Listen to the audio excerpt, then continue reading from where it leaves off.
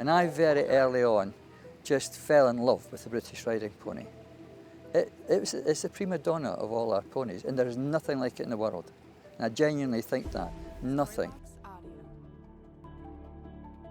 There are fundamentals that do not change.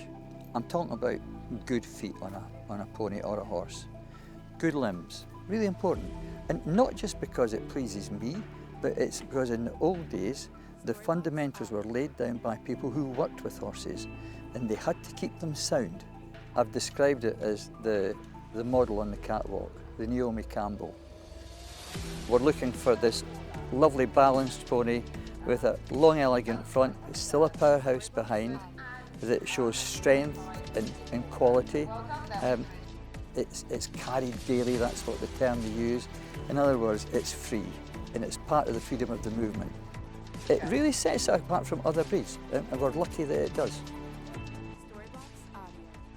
Apart from its elegance and what we call élan, that lightness that you get across the board, you have quality in bucket loads from nose to tail. And you don't always see that in ponies, but in a riding pony you will see that quality.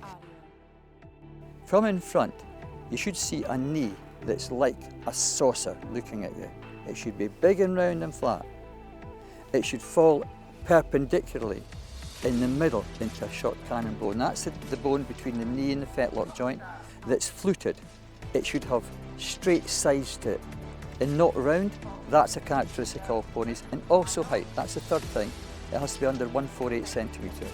Three things that make a pony. And so our British Riding Pony will satisfy all those things. What makes a pony different to a horse? Well, it's got to have a pony head. Short from eye to nose, shortish ears, but not overly short, but intelligent. An intelligent look, pony look about, a big liquid eye, and something that's very inviting. It's got to smile at you. It's got to look as if it wants to be with you. Continental Europe, they came and looked at ponies in this country, and they were attracted to the British Riding Pony because they could see them being dressage ponies and jumping ponies and all that. There was nothing like them. There are not a group of native ponies like we have in Britain anywhere else in the world. So we're lucky. We've got serendipity. We can go and find things as we want them to be.